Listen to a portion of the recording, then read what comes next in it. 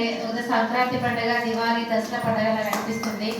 ఎక్కడైతే మహిళలు ఉంటారో అక్కడ పండుగ వాతావరణం క్రియేట్ అవుతుంది. ఇప్పుడు ఇంతమంది మహిళలు ఈ మీటింగ్కి వచ్చిర్రు అంటే అది మీ గొప్పతనం కాదు, మీ ఇంట్లో మీ హస్బెండ్ సపోర్ట్ చేయడం వల్ల.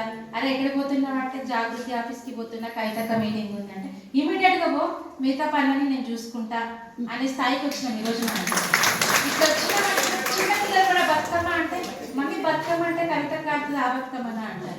బతుకమ్మ అంటేనే కవితక్క, కవితక్క అంటేనే బతుకమ్మ. ఇప్పుడు మనకి ఇంతమంది మహిళలకు కూడా నిలువెత్తు నిదర్శనం ఎవరైనా అంటారు, పురుషులు ఏమంటారు ఇమీడియట్గా అరే కవితక్కనే అంటారు. కవితక్క అంత పెద్ద స్థాయి నేర్పరుచుకుంది. ఇది జాగృతి ఆఫీసే కాదు, జనతా గ్యారేజ్.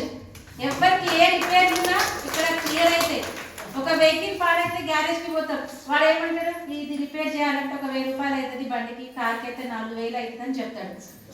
అదే జాగృతి ఆఫీస్కి వస్తే కవితక్క 1 రూపీ లేకుండా ఇమీడియట్గా ఆ ప్రాబ్లమ్ని ప్రభుత్వ అధికారులతో ఎవరో క్లియర్ చేసేస్తుంది. అట్లాంటి జాగృతిలో మనం కూడా ఒక చిన్న భాగం, ఒక పెద్ద సముద్రం జాగృతి అంటే. అందులో మనం ఒక నీటి బొట్టంతా అంటే సముద్రం. ఎవరు ఇక్కడ? కవితక్క. కవితక్కకి ఎన్ని ప్రాబ్లమ్స్ ఉన్నా సరే ఫస్ట్ ముందడుగు మహిళల కోసమే వేస్తారు. మహిళలు బాగుండాలా, వాళ్ళకి 33% రిజర్వేషన్ రావాలని తాటు తీసుకొచ్చింది కూడా కవితక్కనే. కవితక్కని ఇక్కడిక్కడ కూర్చోబెట్టడం కాదు, తీసుకెళ్లి అసెంబ్లీల అధ్యక్ష అనే ముఖ్యమంత్రి, తొలి ముఖ్యమంత్రి ఎవరు అంటే కవితక్క. ఇప్పుడు మన దగ్గర తెలంగాణకి తొలి ముఖ్యమంత్రి ఎవరంటే కవితక్క, మహిళా ముఖ్యమంత్రి. ఆ స్థాయికి తీసుకెళ్లాలంటే ఆ బాధ్యత కవితక్కదే కాదు, ఇక్కడ కూర్చున్న మహిళలది.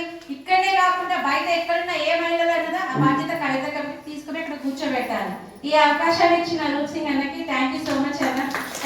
జై తెలంగాణ.